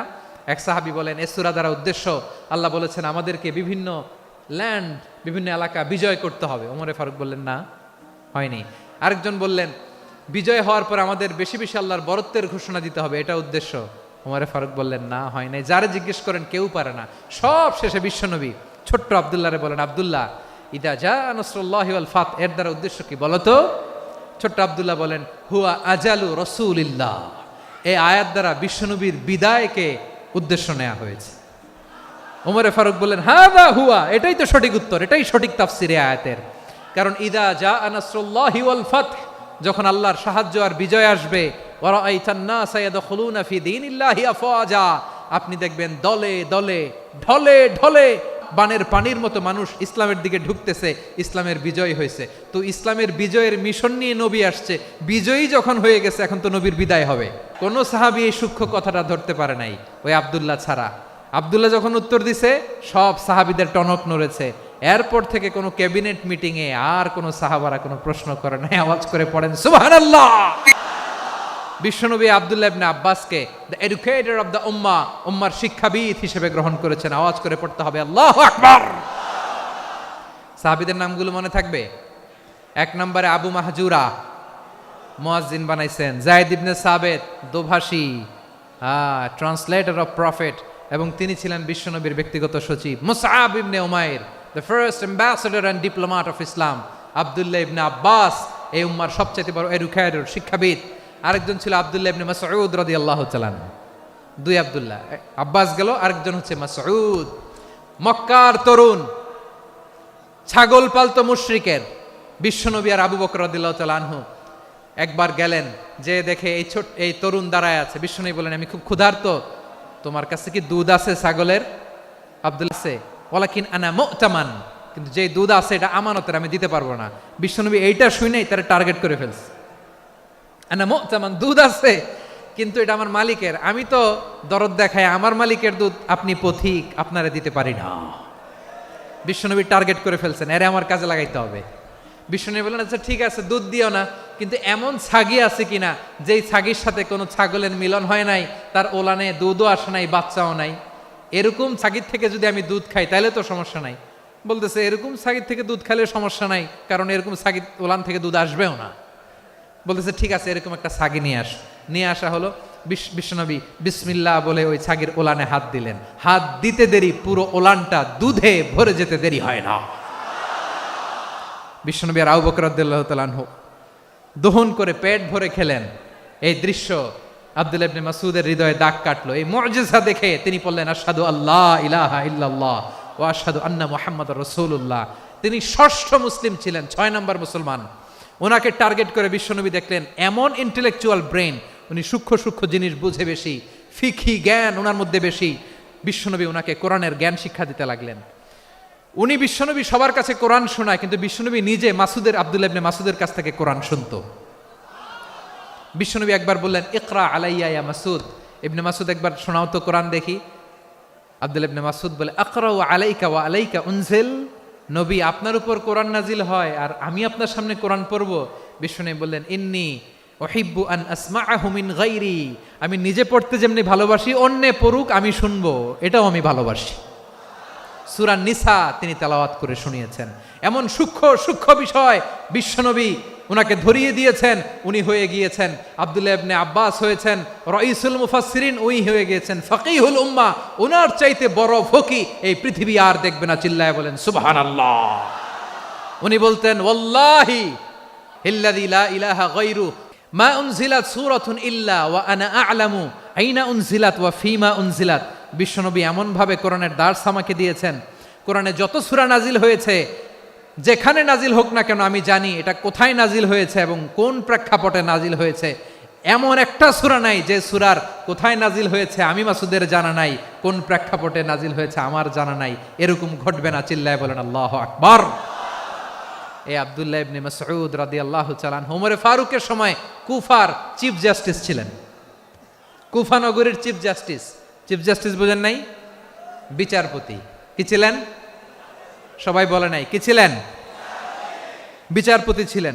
এবং ওনার যে ফিকহি জ্ঞানের ধারা, এটাই আলকামা, ইব্রাহিম আন-নাখাই, হাম্মাদ ইবনে সুলাইমান হয়ে ইমাম আবু হানিফা পর্যন্ত পৌঁছেছে। এবং ওনার ফিকহি জ্ঞানের ধারাই হানাফি মাযহাবে অ্যাকসেপ্ট হয়েছে। আজও এগুলো হানাফি মাযহাবে চর্চিত হয়। হানাফি মাযহাবের সব ফিক আব্দুল্লাহ ইবনে মাসউদের ফিকহি জ্ঞানের ধারা থেকে নেওয়া হয়েছে, চিল্লায় পড়েন সুবহানাল্লাহ। তাহলে উনাকে বিশ্বনবী বানিয়েছেন জুরিস্ট, আইনবিদ, ফকিহ। উনারে আজান শিখান নাই। হিউম্যান রিসোর্স ডেভেলপমেন্ট কিভাবে করবেন, মানব সম্পদের উন্নয়ন কিভাবে করতে হয়, কিভাবে যার যেখানে প্রতিভা কাজে লাগাতে হয় উনি দেখিয়েছেন। সুবহানাল্লাহ পড়বেন না? খালিদ বিন ওয়ালিদ কি ছিলেন? বীর যোদ্ধা। কিন্তু তিনি ইসলাম ধর্ম গ্রহণ করেছেন অনেক দেরিতে, 8ম হিজরিতে। তার মানে 8ম হিজরির আগে উনি মুশরিকদের পক্ষে লড়াই করেছেন। ওনার হাতে কত মুসলিম সাহাবী যে নিহত হয়েছে হিসাব নাই। বিশ্বনবী টার্গেট করে রাখছে, তুমি আমাদের মুসলিমদের এত ক্ষতি করলা, তুমি যখন মুসলমান হবা তোমারে দিয়ে আমি এমন কাম করামু যে এটা আর কেউ করতে পারবে না। খালিদ বিন ওয়ালিদ রাদিয়াল্লাহু তাআলা আনহু 8ম হিজরিতে মুসলিম হয়েছেন, মক্কা বিজয়ের আগে। তো মক্কা বিজয়ের আগে যখন মুসলিম হয়েছেন, এর আগে কি করছেন? কাফিরদের সাথে যুদ্ধ করেছেন। উনি উহুদের যুদ্ধে মুসলমানদের যে পরাজয় ভাব, কঠিন পরিস্থিতির মুখোমুখি উনার কারণে পেছন থেকে এমন আতর্কিত আক্রমণ করেছেন, মুসলমানদেরকে কচুকাটা করেছেন। 8ম হিজরিতে আল্লাহ তাআলা হেদায়েতের নূর দিয়ে ওনার হৃদয়টাকে উজালা করে দিলেন। লা ইলাহা এটা এমন বাণী যার হৃদয়ে একবার টাচ খাবে, এইটা থেকে সে আর পালিয়ে বেড়াতে পারে। ঝিনুকের ভেতর লুকিয়ে থাকে যেমন মতি, ঝিনুকের ভেতর লুকিয়ে থাকে যেমন মতি, কলমা শাহাদাতে আছে আল্লাহর জ্যোতি, কলমা শাহাদাতে আছে আল্লাহর জ্যোতি। ঠিক কিনা বলেন? মক্কা বিজয়ের আগে মুসলিম হলেন, হওয়ার পরেই বিশ্বনবীর টার্গেট ফুলফিল হলো। ওই যে টার্গেট করে রেখেছেন আর দোয়া করেছেন, খালিদ বিন ওয়ালিদ যদি মুসলিম হয় তাকে আমি মিলিটারি চিফ বানাবো। ওনাকে আজান শিখান নাই, ওনারে কান ধইরা নামাজের এই মাথা থেকে ওই মাথা আনান নাই, ফিকহি কোরআনের সূক্ষ্ম তাফসীর ওনারে শিখান নাই, অ্যাম্বাসেডর বানান নাই। বিষ্ণু ইসলাম উনাকে সামরিক অভিযানে প্রেরণ করেছেন। সামরিক অভিযানে তিনি প্রেরণ করেছেন। উনার জীবদ্দশায় উনার নেতৃত্বে যতগুলো যুদ্ধ হয়েছে, একটা যুদ্ধেও তিনি পরাজয় বরণ করেন নাই। ওমরে ফারুকের সময়কালে তিনি চিফ অফ মুসলিম মিলিটারি, মানে মুসলিম সেনাপতি হয়েছেন। তাহলে কিভাবে হিউম্যান রিসোর্স ব্যবহার করতে হয় গোটা বিশ্ব আমার নবীর কাছ থেকে শিখে নাও। খালিদ বিন ওয়ালিদ, ওনাকে বিশ্বনবী একটা উপাধি দিয়েছেন। উপাধিটা হচ্ছে সাইফুল্লাহিল মাসলুল, আল্লাহর নাঙ্গা তরবারি, আল্লাহর খোলা তরবারি, দ্য ওপেন সোর্ড অফ আল্লাহ। খালিদ বিন ওয়ালিদ মুসলিম সেনাপতি। হাসান বিন সাবেত রাসূলের সভা কবি, কালচারাল হিজিমনিকে ডিফিট করার জন্য। উনি ভালো অস্ত্র চালানো জানতেন না, ওই কাজে উনি যেতেন না। ওনার ছিল কাব্য প্রতিভা। কাফিররা কবিতা দিয়ে নবীকে গালি দিত, বিশ্বনবী বলতেন, ইয়া হাসান আজিব আন রাসূলিল্লাহ, তুমি নবীর হয়ে কাফেরদের এই কথাগুলোর জবাব দাও।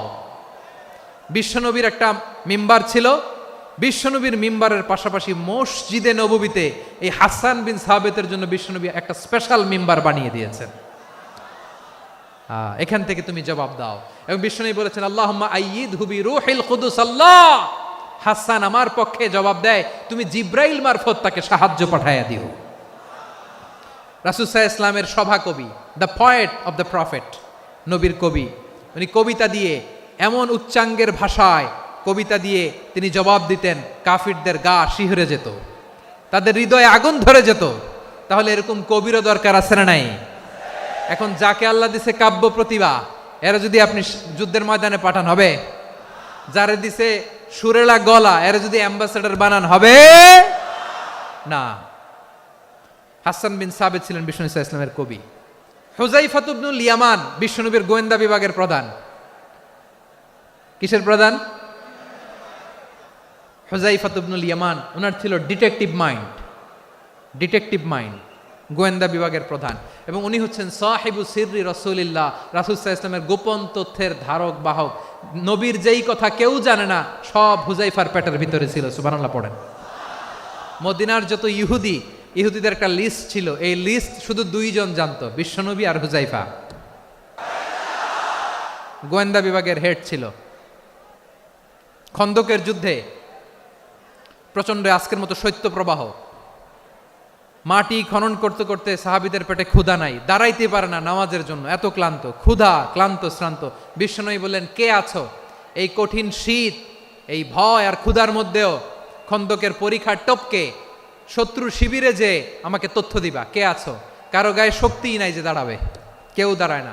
বিশ্বনবী তখন নিজে হুযায়ফাকে ডাক দিলেন, হুযায়ফা, যে আমাকে আজকে শত্রু শিবিরের তথ্য এনে দিবে, সে জান্নাতে আমার মোরাফাকা, আমার সঙ্গী হবে। হুযায়ফা রাদিয়াল্লাহু ইবনুল ইয়ামান জীবনের ঝুঁকি নিয়ে এই ক্ষুধা, শৈত্য প্রবাহ, কোল্ড ওয়েভসকে উপেক্ষা করে পরীক্ষা টপকে শত্রু শিবিরে যে সবার কথাগুলো চুপে চুপে শুনে বিশ্বনবীর দরবারে এসে গোয়েন্দাদের মতো তথ্য সরবরাহ করেছে। বিশ্বনবীর গোয়েন্দা বিভাগের প্রধান হুযায়ফা ইবনুল ইয়ামান ইন্টেলিজেন্স বিভাগ চালাতেন। মুনাফিকদের নাম ওনার কাছে ছিল। মুআয ইবনে জাবাল মদিনা রাষ্ট্রের সবচেয়ে সিনিয়র আমলা ছিলেন। আমলাতন্ত্র চিনেন তো? প্রশাসনিক কাজ যারা চালায়, অ্যাডমিনিস্ট্রেশন বোঝেন না? The department of administration. মদিনার রাষ্ট্রের সিনিয়র আমলা মুআয ইবনে জাবাল মুতাখাসসিসুন ফিল হালাল ওয়াল হারাম, হালাল হারামের স্পেশালিস্ট ছিলেন। বিশ্বনবী উনাকে ইয়ামানের গভর্নর করে পাঠাইছেন। বলেছেন, ইন্নাকা তা'তি কওমান আহলা কিতাব, এমন গোষ্ঠীর কাছে যাবা রা ইহুদি নাসারা, আগে শাহাদা পড়লে এরপরে নামাজের দাওয়াত দিও, নামাজ পড়লে যাকাতের দাওয়াত দিও। গভর্নরের অ্যাটিটিউড যেমন থাকে তেমন অ্যাটিটিউড ধরে রেখো। সুবহানাল্লাহ পড়েন। তাহলে মুআয ইবনে জাবালকে দিয়ে বিশ্বনবী কবিতা লেখায় নাই, চিঠি লেখায় নাই, আজান দেওয়ায় নাই। সুবহানাল্লাহ পড়বেন না? সব শেষ সাহাবী বলি আবু হুরায়রা রাদিয়াল্লাহু তাআলা আনহু, বিড়ালের বাবা, কি করতেন? খালি হাদিস মুখস্থ করতেন। উনি বলতেন, আলজামু রাসূলুল্লাহ আলা মিল ইবাতনি, আমার শুধু পেটের ক্ষুধার বন্দোবস্ত হইলে আমি নবীর সঙ্গ ছাড়তাম না। আমার আনসার সাহাবারা ক্ষেত খামারের কাজ করতো, আমার মুহাজির সাহাবারা ব্যবসা করতো, আর আমি নবীর সাথে সাথে থাকতাম। শুধু সকাল বিকাল দুই বেলা যদি আমার খাবারের বন্দোবস্ত হয়, আমি আর নবীর লক ছাড়ি না। সুবহানাল্লাহ কইবেন না? 5374টা হাদিস তিনি বর্ণনা করেছেন। সবচেয়ে বেশি হাদিস বর্ণনাকারী সাহাবী।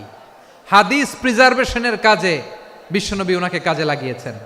উনি একদিন বলেন, ইয়া রাসূলুল্লাহ আসমাউ মিনকা কাসীরান ফালা আহফাজু, নবী অনেক কথা শুনি আমার মনে থাকে না। বিশ্বনবী বললেন, তাই?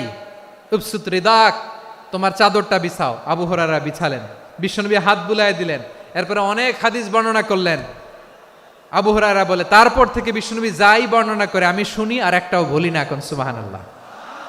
বিশ্বনবী ওনাকে হাদিস প্রিজার্ভেশন, নবীর এই যে লক্ষ্য হাদিস প্রিজার্ভেশনের এই দায়িত্ব দিয়েছেন সাইয়েদনা আবু হুরায়রা রাদিয়াল্লাহু তাআলা আনহুকে।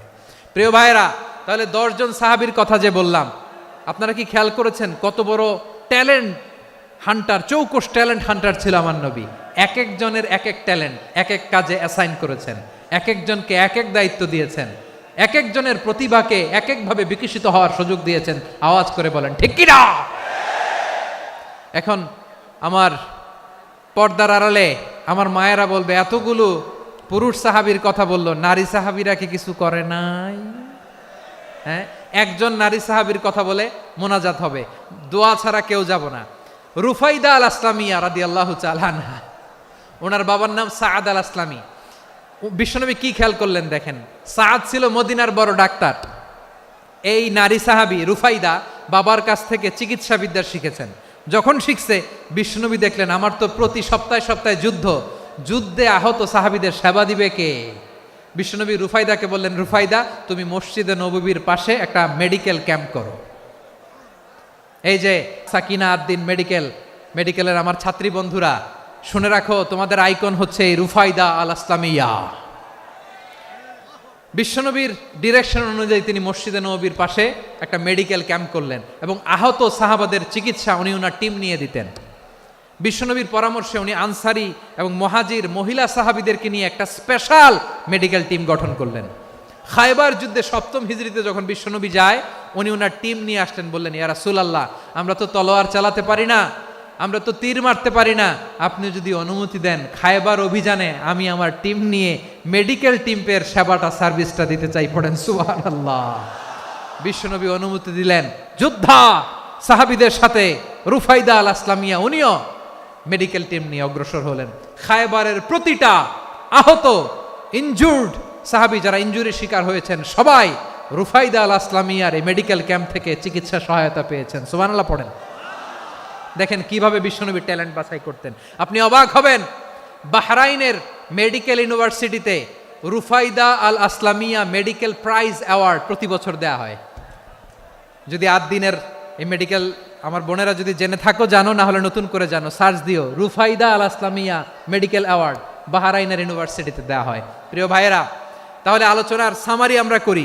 বিশ্বনবী যেভাবে হিউম্যান রিসোর্সকে ম্যানেজ করেছেন, যার যেখানে প্রতিভা কাজে লাগিয়েছেন, আমরাও যদি করি আমাদের বাংলাদেশের চিত্র আমরা পাল্টে যেতে পারবো।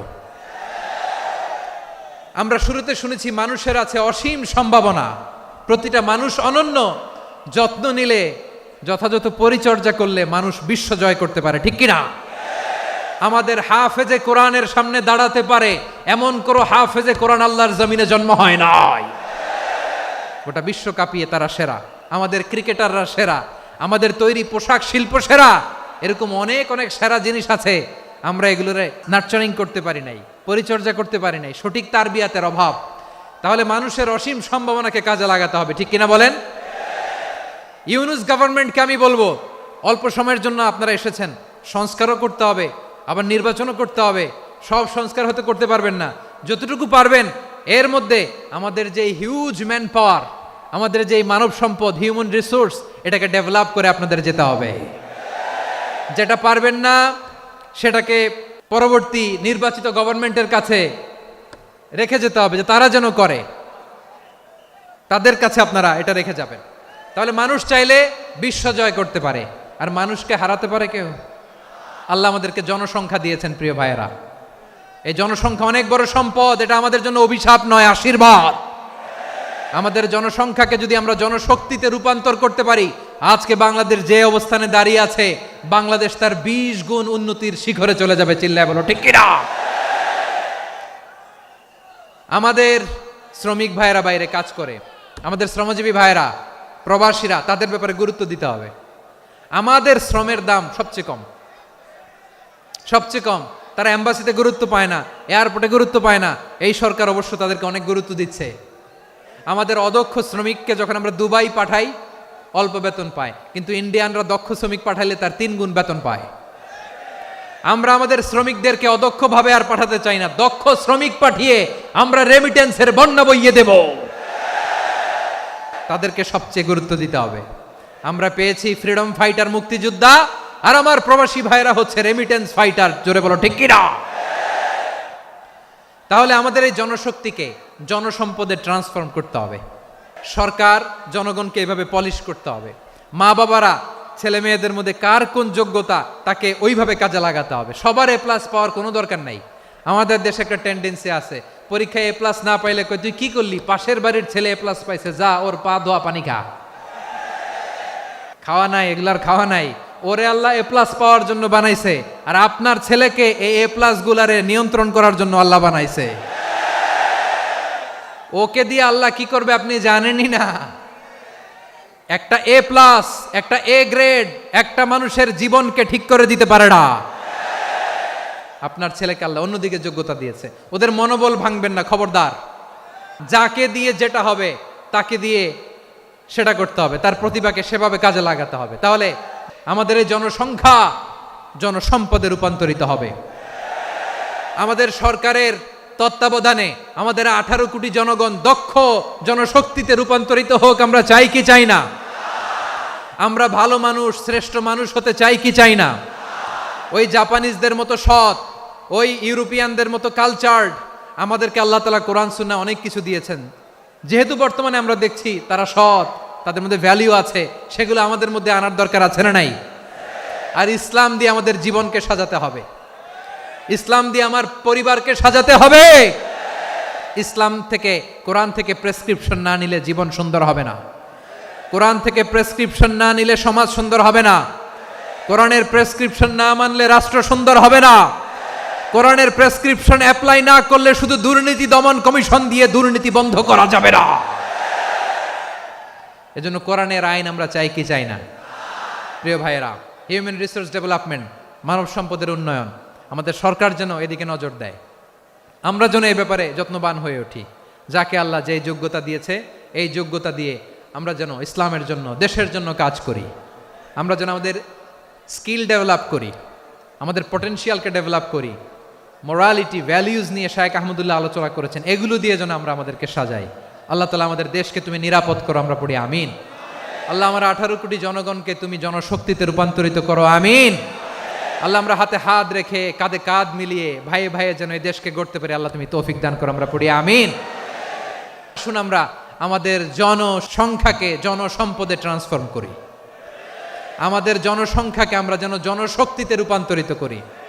জনসংখ্যাকে ট্রান্সফর্ম করে জনশক্তি দিয়ে আমরা যেন আগামীর বাংলাদেশ, স্বাধীন বাংলাদেশ 2.0 কে গড়ে তুলি। আল্লাহ তাআলা আমাদের সবাইকে কথাগুলো বোঝার, আমল করার তৌফিক দান করুন। হাযা মা ইনদি ওয়াল ইলমু ইনদাল্লাহ আলাইহি তাওয়াক্কালতু ওয়া ইলাইহি উনীব। সুবহানাকাল্লাহুম্মা বিহামদিকা আশহাদু আল্লা ইলাহা ইল্লা আনতা আস্তাগফিরুকা ওয়া আতুবু ইলাইক।